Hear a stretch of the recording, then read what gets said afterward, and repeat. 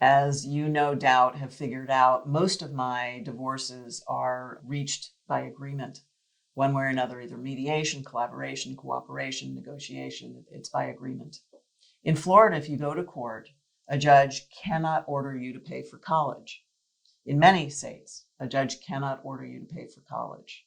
But many of my clients are willing to agree to pay for college. I always recommend against this. And my reasoning is it's multifaceted. For one thing, we all bring our own personal opinions into the room, and I can't help but tell my clients, hey, I left home when I was 16. I paid for college. I paid for law school, and I did pretty well for myself. So the answer to the question might be, how are you raising your child? Are you raising your child to value education, as you apparently do, and to value whatever you might agree eventually to pay? The other thing, though, is if you agree to pay for college now and your child is 2, what are your circumstances going to be 16 years from now when your child is looking at going to college?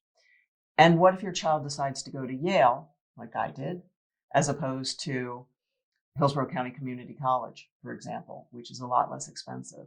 What if your child opts to use Bright Futures here in Florida, which is scholarship? So you're agreeing to pay for something that may cost too much for you when the time comes, or it may be negligible and not necessary when the time comes. All of these things need to come into play in your decision making and in your negotiating with your spouse. The two of you have hopefully been on the same page when you were raising your children together. And so if you've both agreed that you want to pay for college, whatever that may be, then make that part of your agreement. But be aware that you may be agreeing to something that you can't perform when the time comes, which is not a good thing.